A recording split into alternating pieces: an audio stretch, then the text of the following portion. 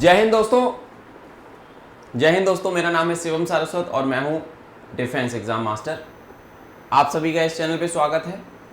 मैं defence exams के बच्चों को पढ़ाता हूं, तो अगर आप नए हैं इस चैनल पे तो सबसे पहले इस वीडियो को लाइक करना, चैनल को सब्सक्राइब करना और बेल आइकन जरूर दबाना ताकि आपको मेरी कोई भी वीडियो की अपडेट मिस ना हो। आज एक हिस्टोरिक मूवमेंट के बारे में बात करने वाले हैं।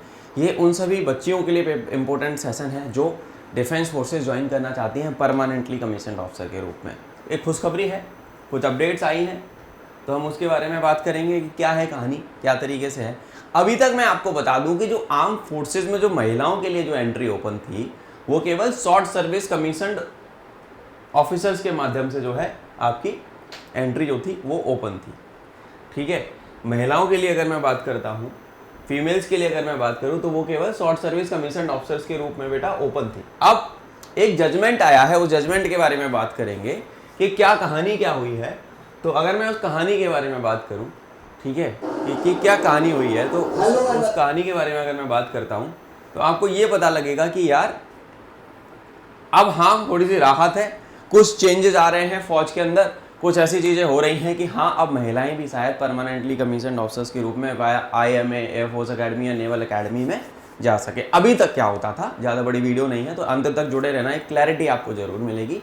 CDS 2 2023 के दौरान एक अपील दायर की गई दिल्ली हाई कोर्ट में, और उस अपील में क्या आया कि यार दिल्ली हाई कोर्ट ने बोला है कि 8 हफ्ते में रक्षा मंत्रालय जो है फैसला लेगा, ठीक है, कि CDS से महिलाओं को शामिल किया जाएगा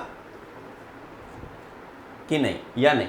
ठीक है, 8 हफ्ते का टाइम उनको दिया गया है। अब यहाँ पे केंद्र सरकार को ये निर्देश दिया है कि CDS के माध्यम से, अब CDS के माध्यम से मतलब कंबाइंड डिफेंस सर्विसेज एग्जाम, जो कि UPSC कंडक्ट कराती है आपकी, उस एग्जाम में आपका क्या होता है, OTA के लिए भी 18 सीटें हैं लगभग। पहले 11 होती थी, 16 हुई, फिर 18 हुई। तो OTA वाली जो सीटें हैं वो केवल महिलाओं की कितनी वैकेंसी थी CDS में, 18। लड़कों की कितनी वैकेंसी है, IMA में 100 है, OTA में 275 हैं, एयरफोर्स अकेडमी में 32 हैं और नेवल अकेडमी में लगभग 42 के आसपास सीटें हैं अप्रॉक्सीमेटली। तो बहुत सारी हैं। तो गर्ल्स के साथ इतने ज़्यादा, ये इनकी राइट टू इक्वलिटी का हनन हो रहा है ना।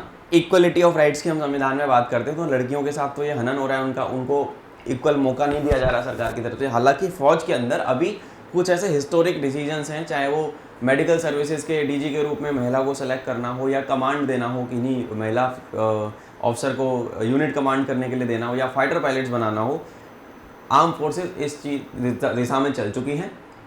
बहुत सारे हिस्टोरिक माइलस्टोन्स हुए हैं, उन पे मेरी वीडियो आप मेरे चैनल पे जाएंगे, नो ईयर आर्म फोर्सेज वाले में, historic milestones of Indian arm forces for females, आप उसको देखें ज़रूर, वो आपको आई बटन में मिल जाएगी। और भी वीडियोज़ हैं, ठीक है। तो ये इसके बारे में एक याचिका दायर की गई और उसमें ये आया है कि 8 हफ्ते में सरकार जो है बताए कि भैया करना क्या है। मेरे हिसाब से इक्वलिटी मिलनी चाहिए, क्योंकि अगर मैं बात करूँ, अगर CDS में जहाँ पे सीटें हैं, अगर मैं बात करता हूँ CDS में 16 से 18 सीटें अगर रहती हैं तो 100 से ज़्यादा लड़कियाँ उसमें रिकमेंड होती हैं SSB में। लड़कियाँ पास कर लेती, लड़कियाँ थोड़ी सी सिंसियर होती हैं। अब यहाँ पे लड़कियाँ इसको देखेंगी तो उनको हवा में नहीं आना है। मैं उन बच्चियों की बात कर रहा हूँ अपनी, जो मेहनत करती हैं। मेरी खुद एक स्टूडेंट थी, वो 6 बार रिकमेंड होने के बाद 7वीं बार में मेरिट में आई, बिकॉज सीटें कम होती थी। वो हर बार रिकमेंड होती थी, वो FCAT से भी रिकमेंड हो जाती थी, वो CDS से भी रिकमेंड हुई है, वो OTA से रिकमेंड हुई है। वो एंड में OTA गई क्योंकि उसके नंबर SSB और रिटन में ज़्यादा थे। सीटों की वजह से बच्चियों को मेरिट आउट होना पड़ता है। ये इशू बहुत ज़्यादा पर्टेनिंग इशू है। मेरी खुद की ऐसी बहुत सारी सीनियर्स हैं कॉलेज की, मेरे जो सीनियर्स रहे हैं मैम्स वगैरह, तो उनको भी ये इशू सेम फेस करना पड़ेगा। 5वीं 6वीं बार में वो लोग सेलेक्ट हुए क्योंकि सीटें कम होती थी। ये मेन मुद्दा है राइट टू इक्वलिटी वाला, कि इसमें सीटें बढ़ाई जाएँ। लड़कों की इतनी सीटें हैं वो खाली जा रही हैं, लड़कियों की सीटें इतनी हैं कि लड़कियाँ सेलेक्ट होने के बावजूद भी अकेडमी ज्वाइन नहीं कर पा रही हैं। तो ये इसके बारे में बातचीत है, तो ध्यान से सुनना।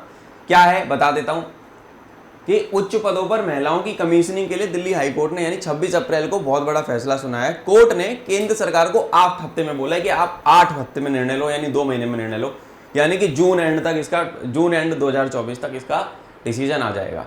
कि तब तक CDS 2 2024 भी हो चुका होगा। तो हम ये मान सकते हैं कि 2025 से अगर जो फीमेल्स एस्पिरेंट्स हैं, जो फीमेल डिफेंस एस्पिरेंट्स हैं, अगर वो कंसीडर कर रही हैं आर्म फोर्सेज में जाने का, तो उनको परमानेंट कमीशन एंट्रीज में IMA में, एयरफोर्स अकेडमी में और इंडियन नेवल अकेडमी में मौका मिल जाए शायद। ठीक है, तो होपफुली बढ़िया न्यूज़ है। हालांकि अभी इस पर कंफर्मेशन नहीं है, कुछ आएगा अपडेट तो मैं आप लोगों को सबसे पहले बताऊंगा। ठीक है, दिल्ली हाईकोर्ट में इसे लेकर एक याचिका दायर की गई जिसमें मांग की गई कि महिलाओं को सीडीएस के माध्यम से सेना, नौसेना और वायुसेना में अनुमति, यानी आईएमए, आईएनए और एयरफोर्स अकेडमी में अनुमति दी जानी चाहिए। इस बेंच में कौन थे? मुख्य न्यायाधीश मनमोहन, न्यायमूर्ति मनमीत प्रीतम सिंह अरोड़ा की खंडपीठ ने निर्देश दिया है कि एक वकील साहब थे कुश कालरा ने पिटीशन डाली थी, ठीक है ना, कि जिसका डिसीजन इसका लिया जाएगा। कुश कालरा ने 22 दिसंबर 2023 को ये याचिका डाली थी। तो कोर्ट ने जब इसका निपटान किया, उन्होंने कहा कि केंद्र सरकार जब तक इस पर फैसला नहीं लेती इसको लंबित रखा जाएगा, केंद्र सरकार को इस पर डिसीजन लेना पड़ेगा, केंद्र सरकार को फैसला लेने दीजिए। तो वकील ने कहा कि सेना में सीडीएस के जरिए महिलाओं के साथ भेदभाव नहीं होना चाहिए। हालांकि कोर्ट ने कहा रक्षा मंत्रालय को इस बारे में फैसला लेने का अधिकार है। और यहाँ पे ये देखो, वुमेन इन डिफेंस फोर्सेस ये आया था कि टू डिसाइड कि यार सीडीएस के माध्यम से इनको लिया जाएगा या नहीं लिया जाएगा। सीडीएस में अब यहाँ तक आपने पता कर लिया, अभी क्या नियम है, मैंने अभी वाले नियम की बात की, इतनी सी न्यूज़ थी। सीडीएस में केवल 18 सीटें आ रही हैं आज की डेट में, सीडीएस ओटी में 18 सीटें आती हैं बच्चों। There are only 18 seats for females. और लड़कों की कितनी सीट है? लड़कों की अप्रॉक्सीमेटली 400 के आसपास सीटें हैं सीडीएस के माध्यम से। तो हाँ यार, इनइक्वलिटी तो है। एयरफोर्स में, एफकेट में थोड़ी सी सीटें ज़्यादा रहती है लड़कियों की, सीडीएस ओटीए में कम है। तो ये सीटें अगर बढ़ेगी तो महिलाओं को फायदा। हालांकि एनडीए में फीमेल्स को अलाउ कर दिया गया है, हिस्टोरिक मूवमेंट था, इसी करंट गवर्नमेंट के रिजाइन में ही हुआ है। तो हम ये उम्मीद कर सकते हैं कि हाँ यार, गर्ल्स को परमानेंट कमीशन अब शुरुआत से ही मिल जाएगा। सीडीएस में आईएमए में जा सकते हो, या फिर आईएमए में नहीं जाओगे तो आर्मी में परमानेंट कमीशन एंट्री, यानी आईएमए, एएफए और नेवल अकेडमी में आप सीडीएस से तभी जा सकते हो जब आपके पास बीटेक हो। नेवी, एयरफोर्स, नेवी बीटेक वाले बच्चों को ही लेती है सीडीएस के माध्यम से। तो अगर आपने इंजीनियरिंग किया तो भी आप नेवी ज्वाइन कर सकते हो। तो जो लड़कियां बीटेक वाली हैं वो सीडीएस दे के नेवी ज्वाइन कर सकती हैं, अगर ये चीज़ पॉजिटिव में आ गई तो। एयरफोर्स में आप पायलट बनना चाहते हो तो एयरफोर्स अकेडमी की जो फ्लाइंग की 32 सीटें हैं ना, वो कभी आज तक नहीं भरी, इतिहास रहा है। तो वहाँ पे जो लड़कियाँ एस्पायरिंग पायलट्स हैं, मैं ये चाहूँगा पर्सनली, मेरा ये सपोर्ट होगा, I am in strong support of this thing कि हाँ यार, मौका मिलना चाहिए। लड़के सेलेक्ट नहीं हो रहे हैं और लड़कियां सेलेक्ट होने के बावजूद भी मेरिट आउट हो जा रही हैं। मेरा भाई ये मानना है कि हाँ, इस पे डिसीजन अगर आए तो पॉजिटिव में आए, ये लड़कियों के फेवर में होना चाहिए। जो हमारी छोटी बहनें हैं, जो फीमेल एस्पिरेंट्स हैं, जो भी फीमेल डिफेंस एस्पिरेंट, मेरे को बहुत सारी बच्चियाँ मैसेज करती हैं, भैया हम पायलट बनना चाहते हैं, भैया हम एस्ट्रोनॉट बनना चाहते हैं। बहुत अच्छे अच्छे बच्चे हैं, मेहनत करते हैं, एग्जाम पास करते हैं बेचारे, फिर मेरिट आउट हो जाते हैं। तो मुझे खुद बुरा लगता है कि यार, फिर मैं उनको हिम्मत देता हूँ कि बेटा कोई बात नहीं, तू फिर से तैयारी कर, अगली बार से देना फिर से, है ना। मेहनती है, नो डाउट मेहनती हैं। मैंने अपनी वाइफ को खुद देखा है, वो 2 बार मेरिट आउट हुई, और मेरिट आउट का एक केस ये था कि सीटें कम थी। तो सीटों की संख्या ऑब्वियसली मैं यहाँ पे, और अगर हायर ऑफिसर्स इसको देखें, मैं रिक्वेस्ट करना चाहूँगा कि आप समान मौका दिया जाए, बिल्कुल, है ना। और आप अगर इसके बारे में कुछ भी सोचें, अगर अथॉरिटीज़ इसको देखती हैं, तो मैं आपको ये बोलूँगा कि एक तरीके से करियर का सवाल है, और अगर हमारे पास इस चीज़ को करने का प्रोविज़न है तो बिल्कुल इसको किया जाए, और बच्चों को बराबर का मौका दिया जाए, चाहे वो लड़की हो लड़का हो। और फौज है, हम लोग ऐसे ऑर्गेनाइजेशन में है जहाँ पे जेंडर के हिसाब से तो हम भेदभाव कर ही नहीं सकते। तो girls should be given equal weightage while during the selection process, है ना, while during the initial intake of the entry. CDS में अगर आता है तो मैं चाहूँगा कि पॉजिटिव में आए।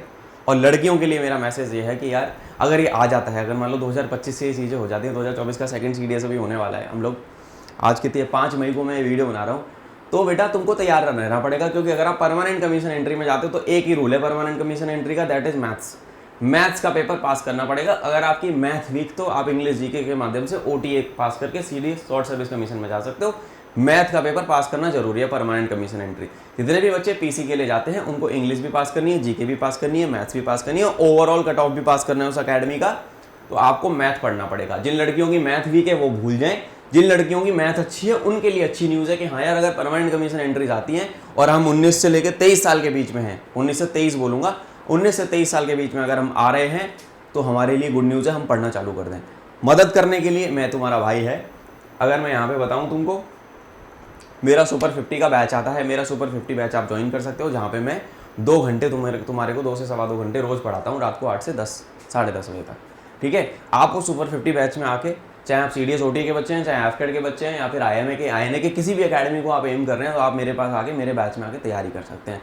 Very good decision, very good petition. मैं यहाँ पे जो वकील साहब थे इनको बहुत वो दूंगा कि इन्होंने एक अच्छा इशू उठाया है, और मिनिस्ट्री ऑफ डिफेंस से मेरी ये गुजारिश रहेगी कि इस पे अगर चीज़ें डिस्कस आप करें तो इसमें आप पॉजिटिव वे में ही करें, थोड़ी सी बच्चियों को राहत मिल जाएगी, बच्चे एलिजिबल हो जाएंगे और होपफुली ज़्यादा महिलाओं का पार्टिसिपेशन हम जो है देख पाएंगे। आर्म फोर्सेज में ज़्यादा से ज़्यादा महिलाओं का पार्टिसिपेशन हम देख पाएंगे, जो कि बहुत अच्छी है। जेंडर बायस नहीं होती है फौज कभी भी, न जेंडर बायस है, हम जाति धर्म भाषा के आधार पर भेदभाव फौज में नहीं होता, and that is the beauty of arm forces. तो मेरी तरफ से यही है कि हाँ, बराबर मौका मिलना चाहिए। हम let's wait for this 8 weeks का टाइम। मैं आप लोगों को सबसे पहले वीडियो बनाऊंगा, आप चैनल पे नए हैं तो सब्सक्राइब कर लेना, शेयर कर देना इस वीडियो को अपनी सारी फीमेल महिला एस्पिरेंट्स के साथ, अपनी सारी उन फ्रेंड्स के साथ जो बच्चियाँ मेरी तैयारी कर रही हैं। और एक बड़े भाई की तरह मैं तुम लोगों के साथ हमेशा जुड़ा हुआ हूँ। आप कभी भी आके मेरे से, अगर आप करियर को लेकर कंफ्यूज हैं, आर्म फोर्सेज में करियर बनाना चाहते हैं, please have a call with me, ठीक है। मैं यहाँ पे नंबर छोड़ रहा हूँ तुम लोगों के लिए, तुम मेरे से एक बार बात जरूर करना। तुम कहीं पे भी हो, देश के किसी भी कोने में हो, मेरा नंबर पब्लिकली मैंने अवेलेबल करा रखा है और मेरी पूरी कोशिश रहती है कि यार मैं तुम लोगों को ना हेल्प करूँ।